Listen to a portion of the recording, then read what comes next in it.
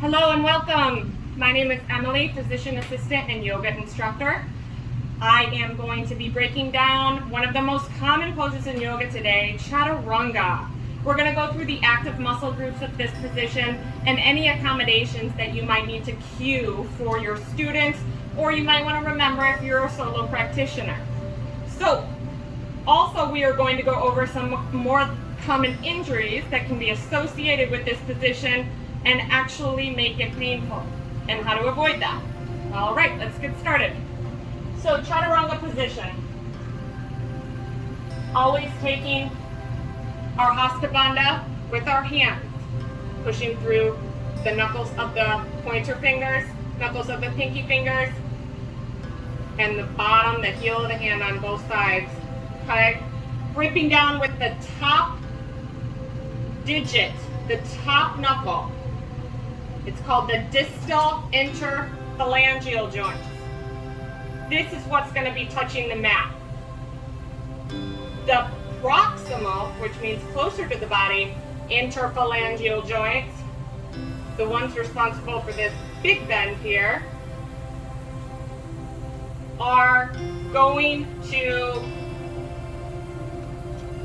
they can lift off the mat slightly. So you want to put the distal interphalangeal joints on the mat, and these can lift up. So it's kind of like a gripping, like a gecko. All right? So moving into this position, you're activating your pecs significantly. Pectoralis major and minor, they're large muscles. They go across the front of the chest here. Also in activation, anterior deltoids, triceps.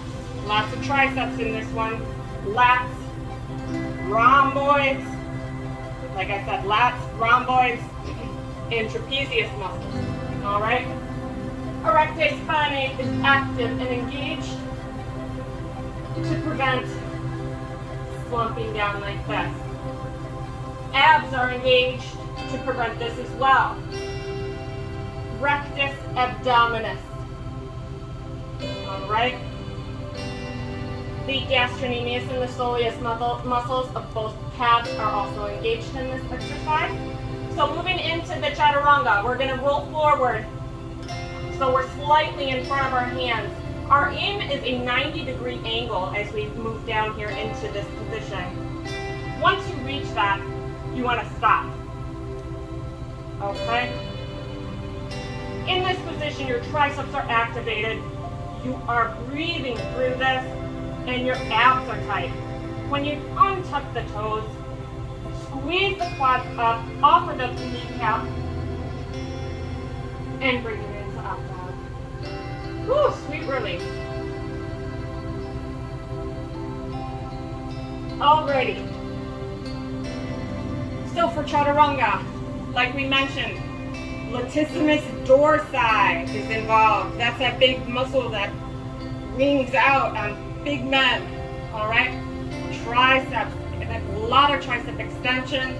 Tricep extension with this, pushing through both of those hands, using those triceps. Also engaged anterior deltoid, pecs. All right? So some of the most common injuries that can make this posture a little bit difficult are shoulder and elbow injuries. 100%. Those two. So shoulder injuries are very, very common. They're common as we get older.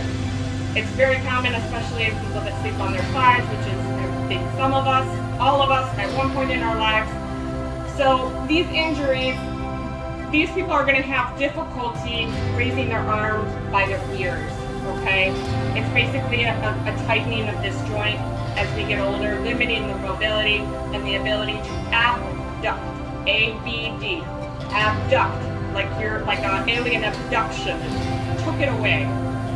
That makes it difficult as we get older. When you get an impingement here of this joint, it makes it difficult to abduct the arm as well. Let's flex it out in front of you. Okay?